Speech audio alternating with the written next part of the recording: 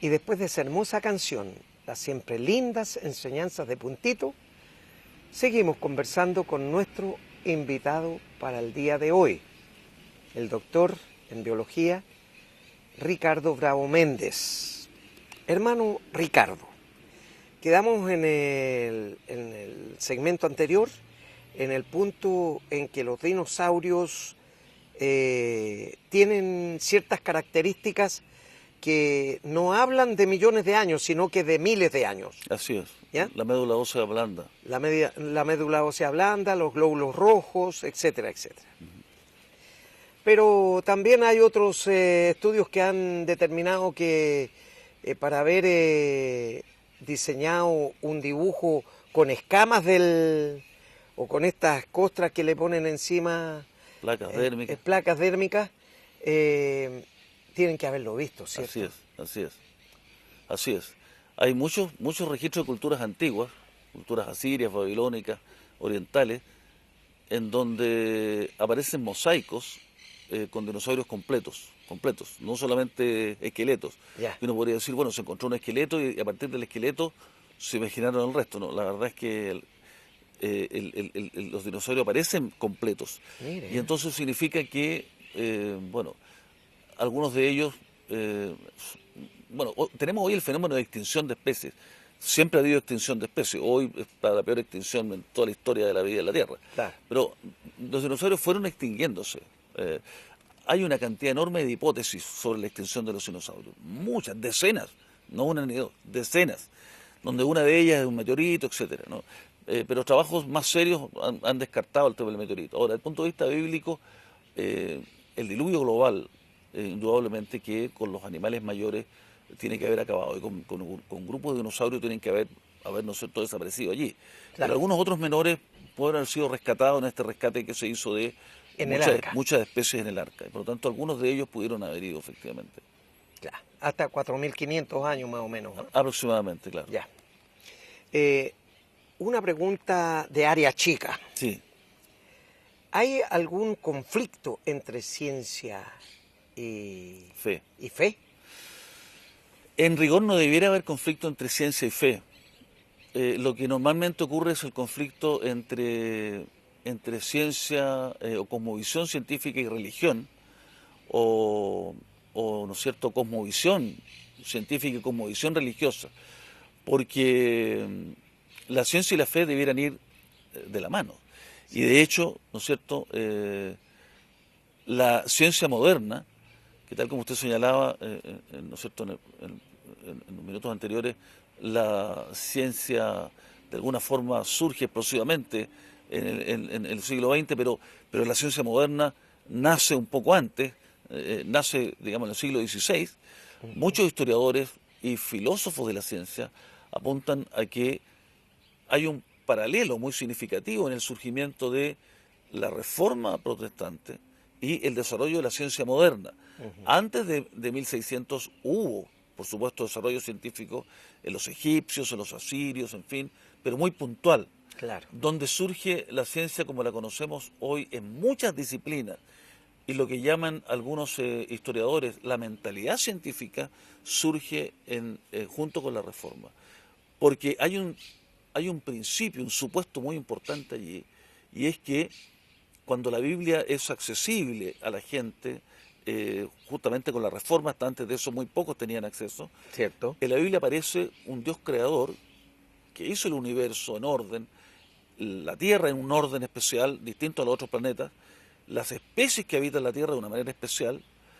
Entonces, el supuesto es que en la naturaleza y en el universo existe orden, porque fue hecho por un Dios racional. Y por tanto, perfecto.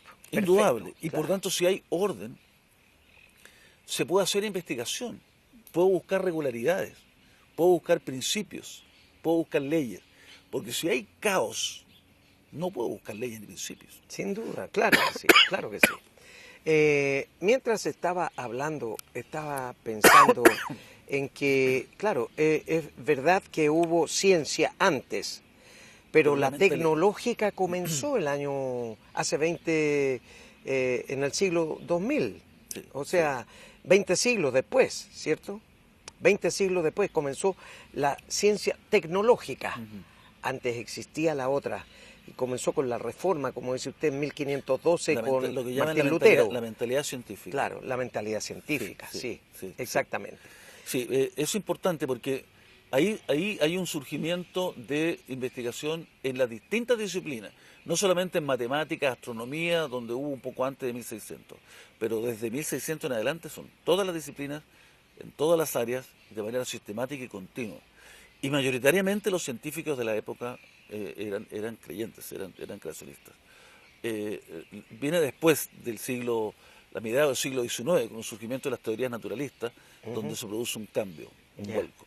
Ahora, es importante porque se suele, ¿no es cierto?, señalar que en el fondo la razón, un poco la lógica establecida a través del razonamiento, impulsado por los griegos, habría sido el motor principal. Efectivamente, eso tiene una labor importante, pero un razonamiento lógico muchas veces parte, ¿no es cierto?, de premisas que, pudiendo ser lógicas, luego después de su desarrollo terminan siendo no lógicas o no verdaderas.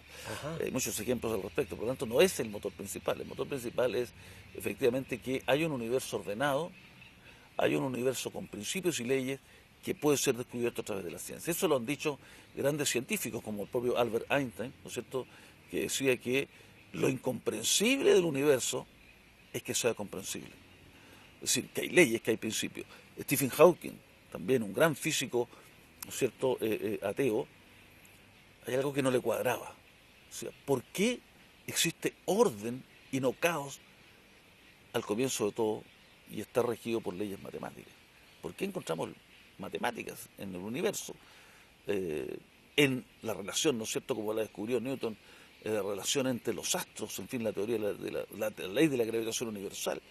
Entonces, el que haya leyes, regularidades y principios... La ley de gravedad, nosotros salimos Efectivamente, disparados. el que haya leyes es que, claro, es que hablan de un orden y no de caos. Y eso es el principio básico para buscar, en el fondo, información y regularidades. Y eso lo da la base bíblica. Qué bueno. Hermano Ricardo, queremos agradecerle de corazón, muy sinceramente, que se haya dado el tiempo, dentro de su escaso tiempo, con sus atareadas responsabilidades en la universidad, que se haya dado este tiempo para estar con nosotros y enseñar a nuestro público televidente verdades que son intransables, porque no se pueden transar, ¿cierto? Muchas gracias por la invitación y por compartir estos temas tan relevantes, tan interesantes y que muchas veces hacen la diferencia entre estar en la fe o abandonarla. Exactamente, y especialmente los jóvenes que ingresan a la universidad. Sí. Son bombardeados con estas preguntas y estas situaciones difíciles de responder, Así pero es. ahora ya tienen una meridiana claridad para poder responder, ¿cierto? Así es. Y así también interesarlos a seguir buscando en la palabra, porque ahí está Así todo, es, así es. ¿cierto? Así es. Entonces no hay conflicto entre ciencia y fe. No, no lo hay. No lo hay. Al contrario, la van de ciencia mano. ayuda a la fe. Van de la mano, así es. Van de la mano.